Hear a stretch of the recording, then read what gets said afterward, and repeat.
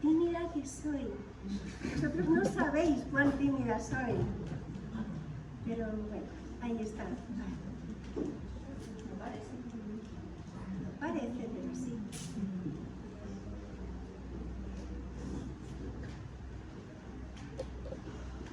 Vamos buscando primera epístola del apóstol Juan, capítulo 1.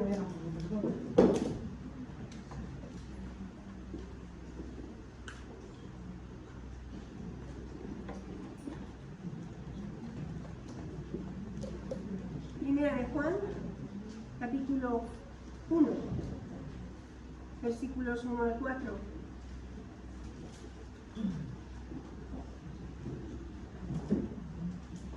Lo que era desde el principio, lo que hemos oído, lo que hemos visto con nuestros ojos, lo que hemos contemplado y palparon nuestras manos tocante al verbo de vida, porque la vida fue manifestada y la hemos visto y testificamos y os anunciamos la vida eterna, la cual estaba con el Padre y se nos manifestó. Y lo que hemos visto y oído, eso os anunciamos, para que también vosotros tengáis comunión con nosotros.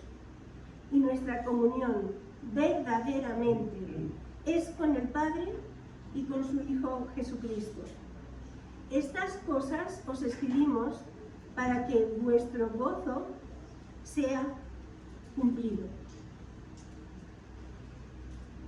En esta mañana, todos nosotros que estamos aquí, Dios quiere que tú sepas. Dios quiere que tú sepas hoy. En esta semana hablé con alguien y le pregunté, ¿y tú qué sabes de Dios? Me dijo, bueno, yo creo que sí, que Dios existe. Y bueno, quizás lo que existe alrededor nuestro, Él lo ha creado. ¿Y qué más sabes de Dios? No sé nada más. Quizás es lo que a algunos de nosotros aquí nos pasa. Si tenemos una idea de Dios, pensamos que Él es creador, pero no conocemos mucho más.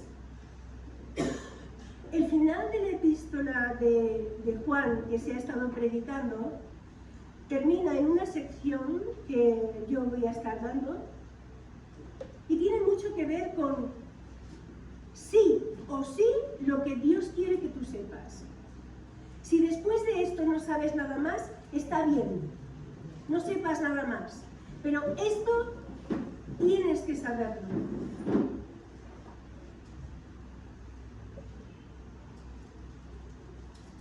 Y Dios quiere que tú sepas, no con un conocimiento dudoso, sino positivo.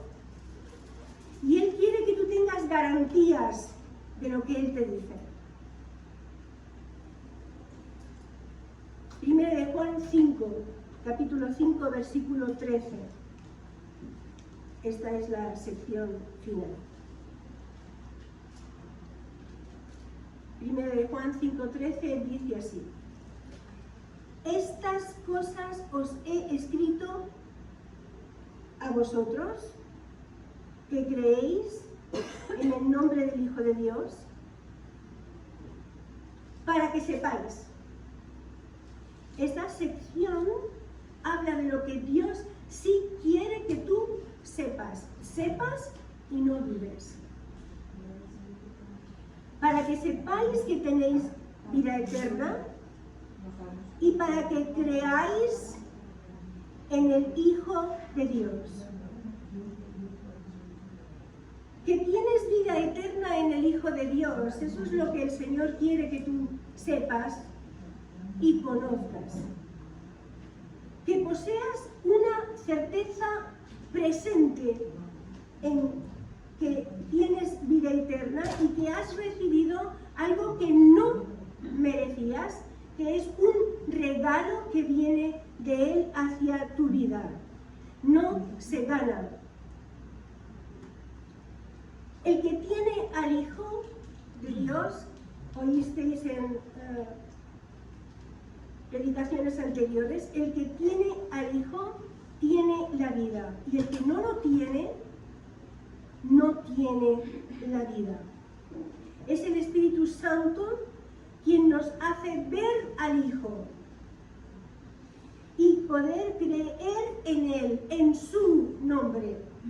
Y es que el nombre de Dios, el nombre del Hijo, expresa la personalidad, el carácter, los hechos. ¿Quién es esa persona? ¿Quién es ese ser? Lo dice su nombre. Que Él es Salvador, y que Él es Señor, y que Él es dueño. Amén. El hecho de que al pecar morimos está en contraposición a una vida eterna que Dios nos da en Jesucristo. ¿Pero qué es vida eterna?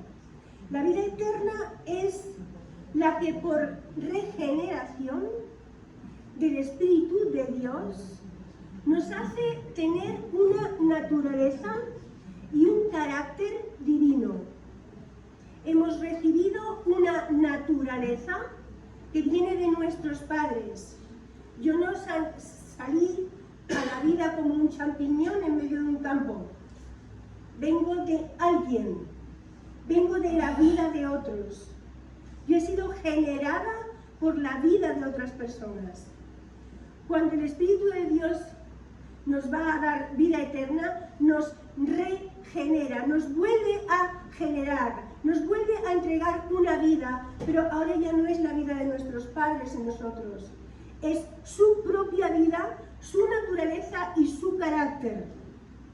Y significa que tenemos similitud moral con Dios y que el mismo carácter de Dios está en el hombre, está en el ser humano, hablando de hombre como varón y hembra.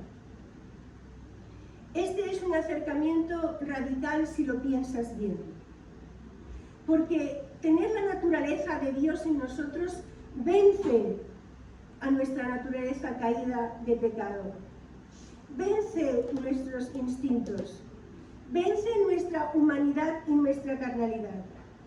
Es Dios el que nos hace partícipes de su vida. Es una nueva vida. Es la vida eterna de Dios en mí. Antes no la tenía. Es que las personas que no están en Cristo no tienen vida eterna en ellos de manera constante. Tienen vida, pero no es la vida eterna de Dios en ellos. Tú tienes vida doble. Vida dada por tus padres, como cualquier ser humano existente, pero si has recibido al Señor, si Él es tu dueño y tu Señor y tu Salvador, tú tienes la naturaleza de Dios en ti, la vida eterna. Ese carácter especial de Dios está en ti. Este Hijo, en el nombre del Hijo de Dios, ¿quién es este Hijo de Dios? Es Jesús, que se hizo hombre, siendo Dios que murió en una cruz por ti, porque debía de ser hombre. Tú pecaste como hombre debía ser Él sustituto para ti. El cual resucitó y vive en la actualidad. Cuando el apóstol Juan nos escribe estos dos propósitos, os escribo a vosotros, y nosotros podemos leer su escritura, para que sepáis que tenéis vida eterna y para que creáis en el nombre del Hijo de Dios. Y uno dice, pero ¿no está diciendo que escribe a aquellos que ya creen en el Hijo?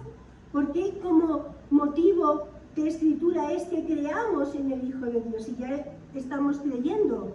Estas cosas os he escrito a vosotros que creéis en el nombre. Y luego dice, para que tengáis vida eterna y para que creáis. Es que la creencia en Dios se amplía y debe ampliarse. Empieza como algo pequeño en nuestras vidas, pero debe de ir desarrollándose. Y de hecho la vida en Cristo tiene distintos momentos de crecimiento y recibe distintos nombres en la Escritura. Somos niños, somos jóvenes y somos padres. Esos son los distintos niveles que además el apóstol nos dice que existen en la vida espiritual. Y es importante que cada uno de nosotros nos preguntemos, ¿yo soy niño en la vida espiritual? ¿O yo soy un joven? ¿O yo soy un padre? Y la idea es que si un niño siempre se quedara niño, lo veríamos inadecuado, problemático, trataríamos de resolverlo, ¿no es cierto? De la misma manera, una persona en Cristo debe seguir creciendo hasta su madurez, hasta ser capaz de reproducir vida, de ser padre. Y la pregunta, ¿vas a ir al cielo después de la muerte? Necesitamos estar seguros. El Señor quiere darnos seguridad sobre esto. Tienes vida eterna.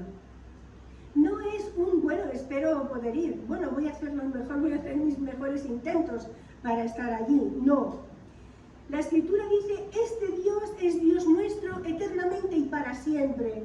Y Él nos guiará más allá de la muerte. También dirá el Señor con respecto a la muerte, estimada es a los ojos del Señor la muerte de sus santos. Cuando yo cruzo la puerta de la muerte, de mi muerte, yo estoy cruzando el encuentro con Dios. Yo estoy entrando a mi patria. Yo entro a mi nación. No es la muerte como una persona que no tiene este conocimiento. Que tienes vida eterna en el Hijo de Dios, esto es una promesa, no se debe a ti, es para que lo sepas.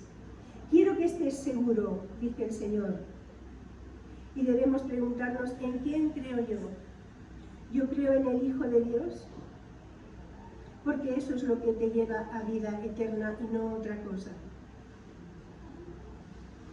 Versículo 14, y esta es la confianza que tenemos en Él, que si pedimos alguna cosa conforme a su voluntad, Él nos oye. ¿Tú sabes que tú tienes un Dios que te oye constantemente? Oye todo lo que dices, así que ten cuidado con lo que dices. Mira siempre dónde estás tú, cuidado dónde estás. No es un asunto de temor, aunque sí. Cuando uno entiende que Dios conoce y que Dios ve constantemente, uno se perfecciona y vive en santidad. Es muy importante tener en cuenta que Él nos oye y nos ve. Que Él te oye aquí, si pedimos alguna cosa conforme a su voluntad, es que podemos contar con Él. Dios quiere que tú sepas que Él te oye cuando tú oras. Él no está ajeno a tu oración. Cuando tú le hablas a Él, puedes contar con Él. Recuerdo cuando hace ya unos cuantos de años mi padre murió. Mi padre y mi madre han sido personas muy cercanas, viviendo en el mismo pueblo, en la misma calle, casas pegadas, se hicieron novios a los 14 años. Y ahora llegaba mi padre a los 80 y pico y va a morir. Estamos en el hospital, la familia con él, y los médicos nos dicen que es un momento de despedir, porque en cualquier momento él va a partir. Y yo estaba más preocupada no porque mi padre se fuera, que él creía en el Señor, sino en mi madre, que aunque creía en el Señor se iba a quedar sola. Y en ese mismo día me aparté un poco y le pedí al Señor, por amor a mi madre, permítele un año más de vida a mi padre, para que ella lo vea muy malito, y se vaya acostumbrando y se vaya haciendo la idea, y para que no suponga una ruptura tan fuerte para su estado interior. Increíblemente, cuando pensábamos que ya se iba, increíblemente para quien no había orado, pues él se fue poco a poco incorporando el bien y fue comiendo al día siguiente, algo increíble. Pero al año justo, en el mismo día que yo había hecho esa oración, mi padre murió. Porque Él nos oye. El creer en esta verdad que Dios te oye, el creer en esta verdad que el Hijo de Dios está por ti y contigo, te va a dar confianza en la oración. A la oración no podemos ir sin fe.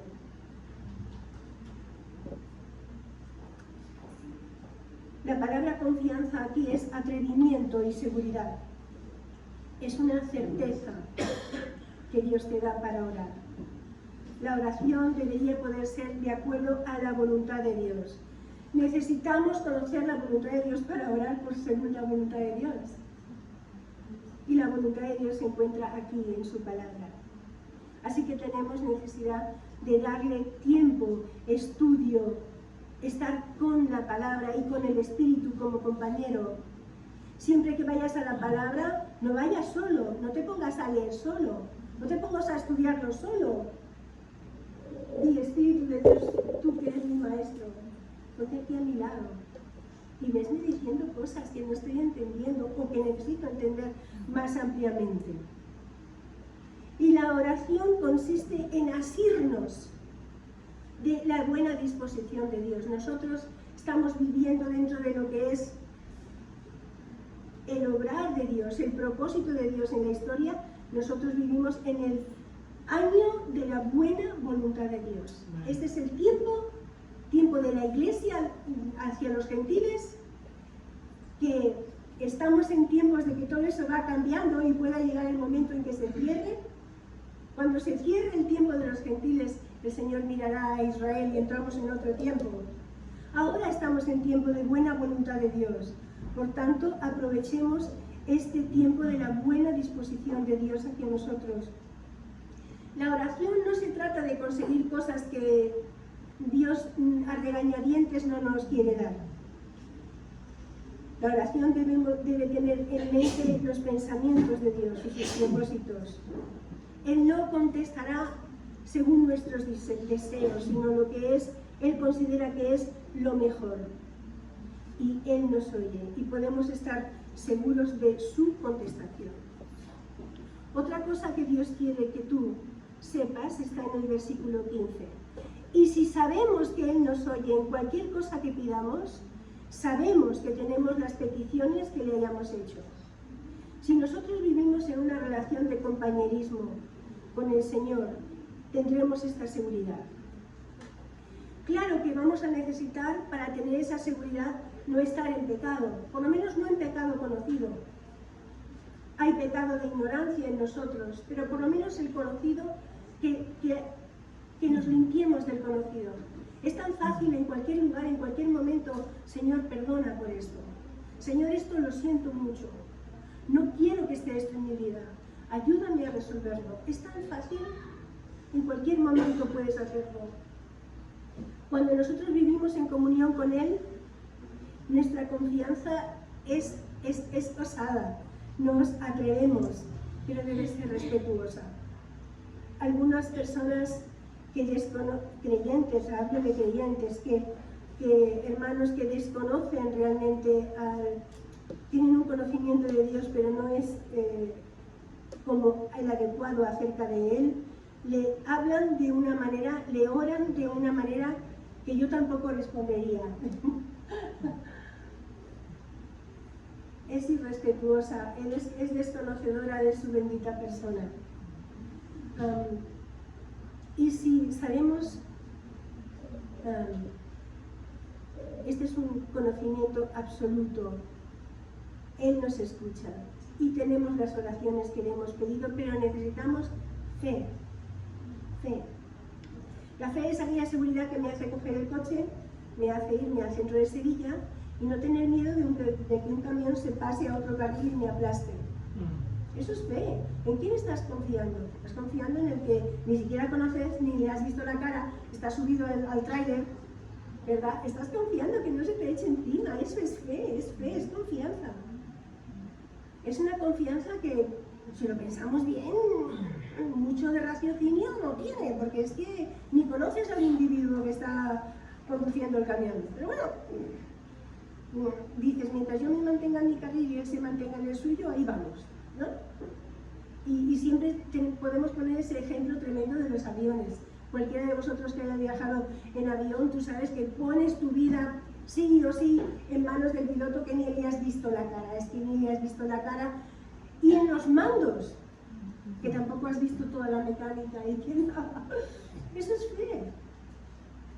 Y si tú trabajas pensando que al final del mes te van a dar un sueldo, es porque confías en la palabra del jefe, que te ha dicho sí, te pagaré tanto.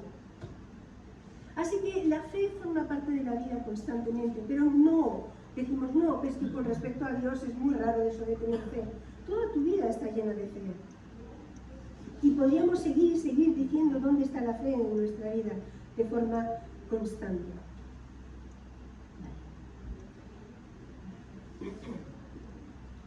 Vamos al versículo 19. Yo sé que los versículos 16, 17 y 18 vienen mucho.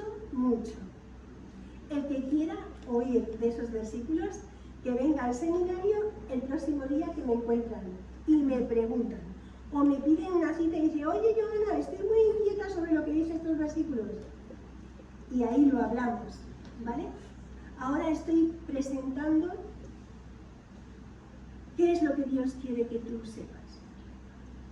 Dios quiere que tú sepas que tienes vida eterna. Quiere que sepas que debes crecer en el Hijo de Dios.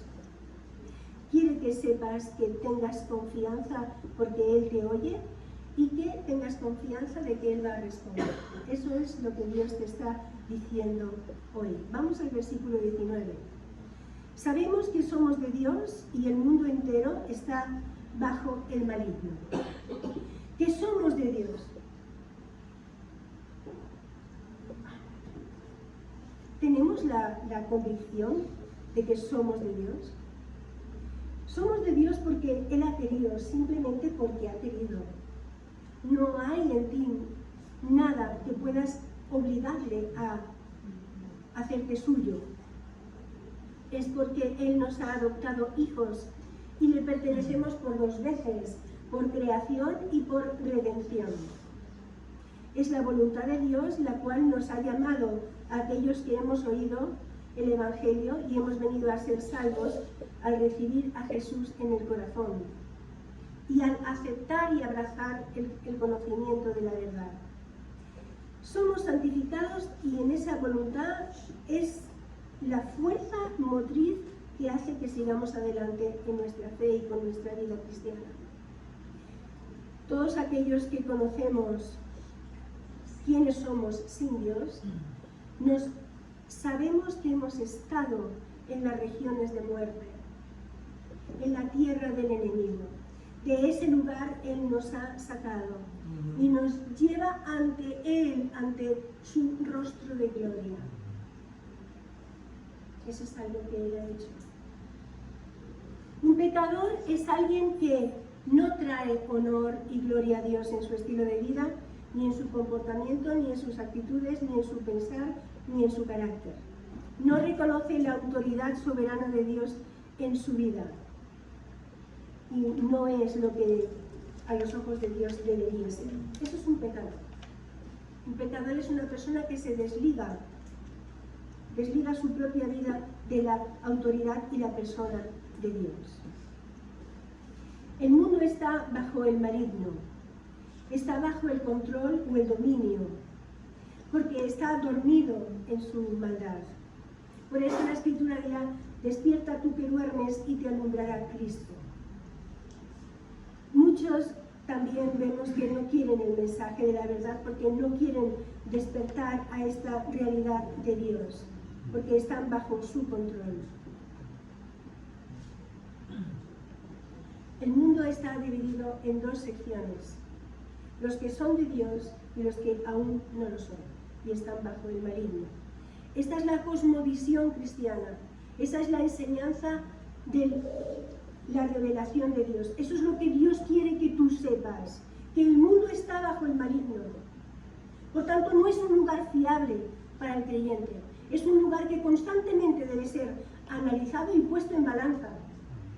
¿Pones tú en balanza lo que oyes, lo que ves? Somos de Dios. Me gusta pensar en que el día glorioso en el que la historia en este mundo haya pasado y estén delante del trono toda esa raza de hombres, esa raza humana. Dios tiene muchos seres delante de él.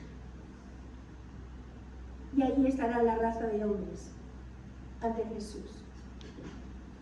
Cuando Él que está sentado a la diestra de Dios, Padre, cuando Él se levante y se ponga frente a esa raza de hombres, ¿os imagináis? ¿Os imagináis? Me gusta pensar eso. Sueño con eso. El griterío,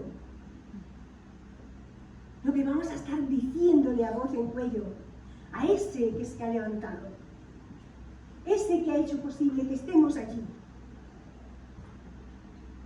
¿Cómo gritaremos?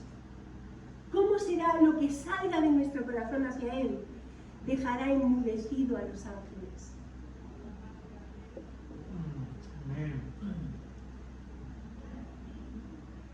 Porque somos de Dios, porque Jesús lo ha hecho posible.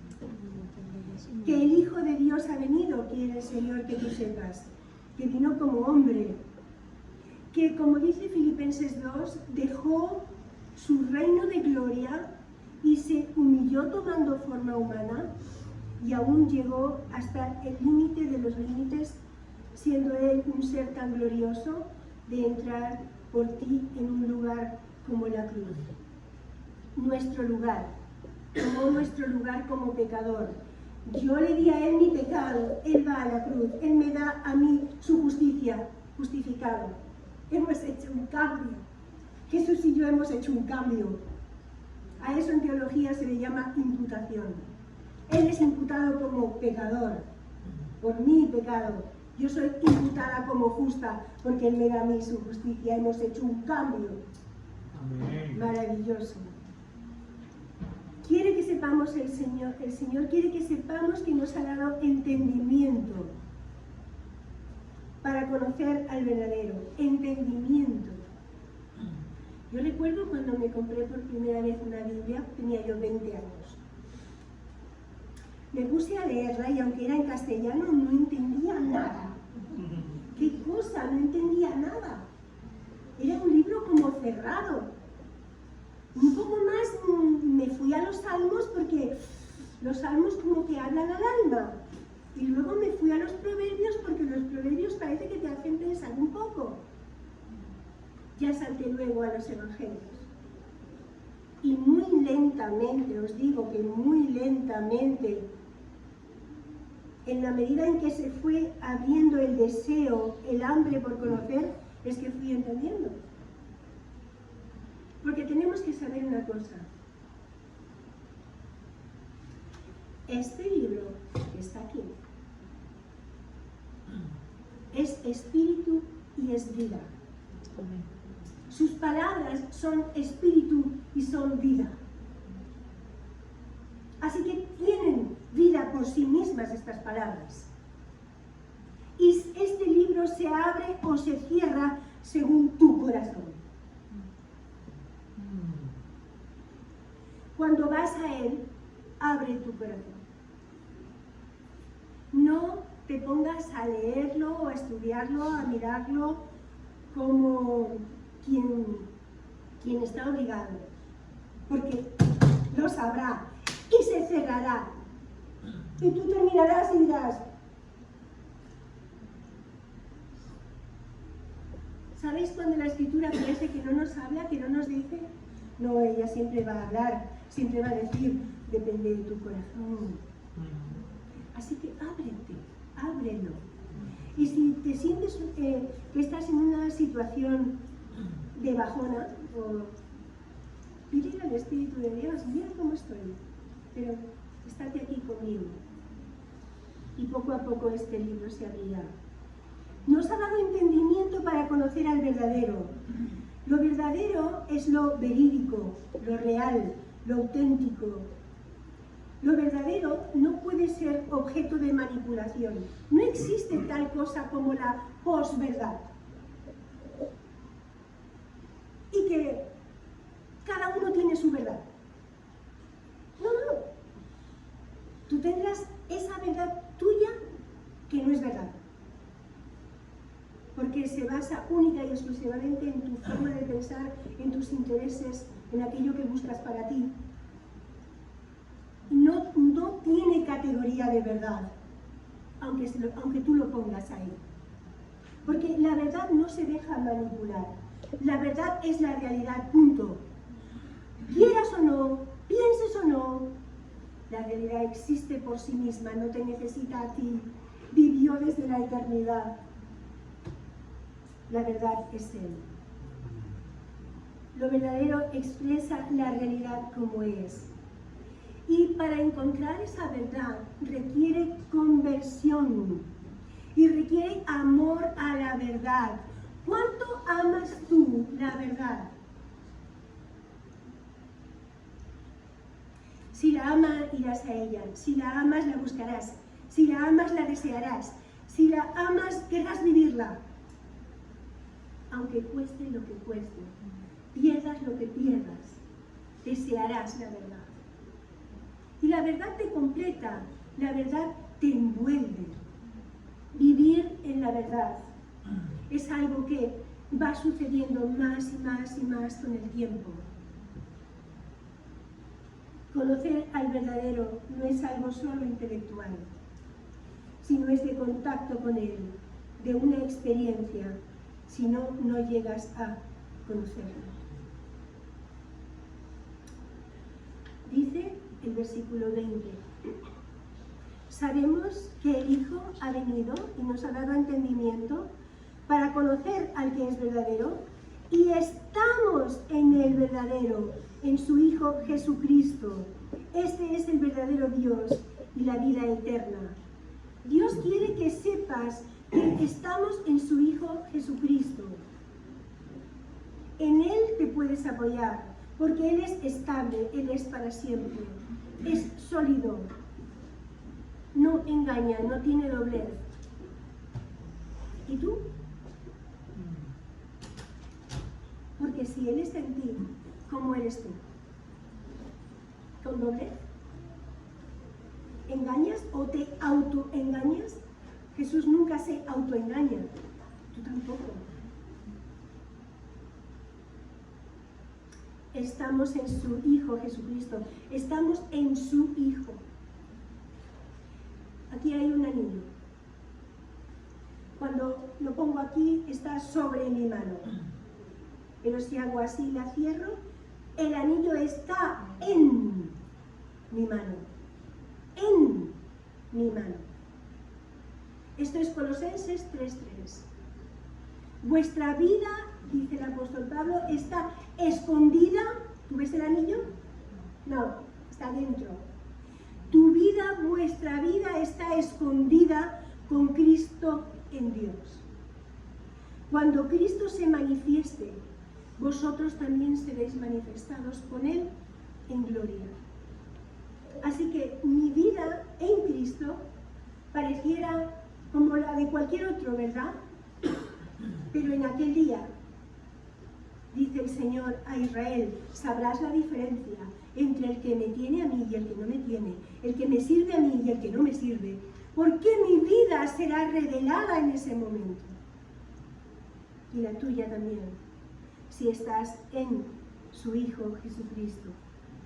La salvación es por gracia no merecida y no hay otra alternativa para recibir la vida eterna. Esto nos puede llevar en un futuro, a los que vivan ese tiempo de persecución, les puede llevar a la muerte. Decir esto, que solo en Cristo hay alternativa de vida eterna. Y la Escritura nos dice, el que cree en Él no será avergonzado. Este es el verdadero Dios y la vida eterna. Es una vida que no muere, porque es eterna. Es igual que Dios. Es mi vida eterna porque Él es eterno y me ha dado de su vida. El texto terminará: hijitos, guardaos de los ídolos. ¿Por qué? Uno dice, ¿por qué? ¿Por qué ahora qué hace este texto aquí, este trocito aquí, guardaos de los ídolos, ¿no? Me parece que como que no acababa de encajar. Podríamos pensar en otra forma de terminar la epístola. La epístola ha tenido momentos gloriosísimos y acabar diciendo, guardaos de los ídolos. ¿Qué sentido tiene? Lo tiene todo, porque el ídolo es el que no te hace, no te permite entender, no te permite recibir, no te permite creer. Es el ídolo el que te separa, el que te lleva fuera, te saca fuera de lo que Dios te dice. El ídolo es crucial. Y por tanto, tenemos que pensar que el ídolo no es un mamontrote hecho de, ¿verdad?, barro y madera o otros utensilios, piedra. Ídolo es cualquier cosa que se interponga entre Cristo y tú. Así que el consejo del Señor aquí, al decirte hijitos, tan tierno el apóstol, hijitos, guardaos de los ídolos, te está diciendo, apártate de todo aquello que acapara tu mente y tu atención y que no te deja ver a Dios. Hoy en día se adoran muchas cosas que están en el mundo y que vienen a ser ídolos.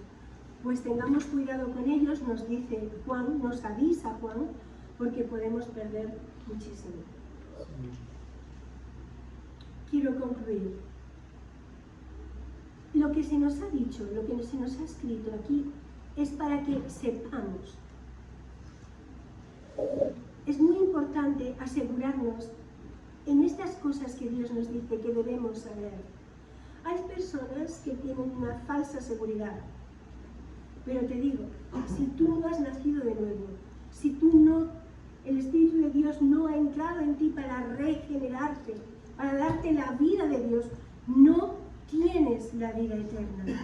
No importa cuántas veces cruces esta puerta o la puerta de cualquier iglesia, no importa cuánto tú creas que sirves a Dios, solamente tienen vida eterna los que tienen la vida del Hijo de Dios por el Espíritu dentro. Asegúrate, habla con quien sea, de los hermanos aquí, pastores y otros hermanos que pueden orientarte. No permitas que tu vida esté en duda sobre este tema. Dios quiere que sepas que tienes vida eterna. Y si tú lo dudas, no estás seguro, sientes que te faltan cosas, estás que si arriba y abajo, aquí y allá, no estés así más tiempo. Busca ayuda para tener esa seguridad. Porque cuando se tiene una falsa seguridad, vamos a movernos en un orgullo espiritual falso. Nos va a llevar a una falsa complacencia con el pecado.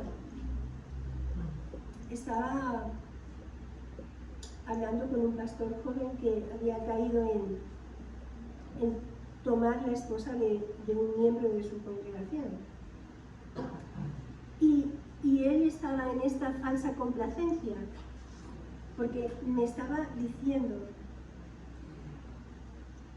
poniendo a Dios como un ser que permite, que conoce la debilidad, que entiende nuestras miserias, que, ¿verdad? Me lo pintó de tal manera, y a la palabra también, que yo le dije, ni conozco a Dios que dices, ni esto que están diciendo está en la palabra. La persona había caído en una falsa seguridad y estaba tan seguro y tan complaciente en su pecado, en haberle quitado la esposa a otro varón, que ni se daba cuenta a dónde podemos llegar en nuestra falsa seguridad, que hasta competía conmigo y trataba de convencerme a mí de que él estaba en lo correcto. También cuando tenemos una falsa seguridad nos lleva a falsas apariencias, nos sentimos satisfechos con estas apariencias. Pero la verdadera seguridad, cuando nosotros sabemos que tenemos vida eterna, cuando creemos en el Hijo, cuando sabemos que Él nos oye y que contesta nuestra oración, cuando entendemos que el maligno es el que está en el mundo, pero que nosotros somos de Dios, cuando conocemos, entendemos que Dios nos ha dado esa comprensión, ese entendimiento de lo que es el verdadero, entonces, y nos guardamos de los ídolos, entonces generamos humildad, nos conduce a una diligencia por ser santificados, practicar la santidad diaria, nos conduce a un sincero autoexamen. Queremos ser corregidos por el Espíritu de Dios, oramos con sinceridad: Señor, ve si hay en mí camino de perversidad, guíame en el camino eterno. Lleva al creyente a aspiraciones constantes y no te conformas. Vivimos en una comunión cada vez más íntima y deseando más. Vamos a por más, vamos a por más. Descansamos en la verdad divina. Esta es la palabra del Señor. Eso es lo que Él me ha dejado a mí con su Espíritu dentro de mí para guiar mi vida. No me perderé. Yo tendré vida eterna. La vida del Señor está en mí, funcionando ya. Descansamos, por tanto, y confiamos en sus promesas que están aquí recogidas. El Señor lo ha dicho, punto. Lo ha dicho, lo cumplirá, punto. Él es fiel. Podemos creer que el Salvador nos dio vida. Para finalizar diré que cuando todavía no existía ni una sola alma que creyese en Jesús, nuestro Padre Celestial nos había dado ya a Jesús en sus planes. Y esta alma que Él iba a hacer posible que viniera a la vida, iba a creer en Él. Desde antes de la fundación del mundo, dice el Señor, que el Señor decidió que esa alma creyera en Jesús y que de inmediato tuviera vida eterna. De inmediato, es ahora y con seguridad. Por favor, no dejes de tener esta seguridad de vida eterna. Está en el Hijo de Dios, está en las palabras del Señor, está en el Espíritu que Él quiere morar en ti. Cualquier duda, cualquier situación de dificultad, por favor, habla con personas que te pueden ayudar a tener esa seguridad, porque Dios quiere que tú tengas y entiendas que tienes vida eterna, y esa vida está en el Hijo. Si tienes el Hijo de Dios en ti, si tienes el Espíritu de Dios en ti, tú eres salvo y tienes vida eterna. Amén. Amén.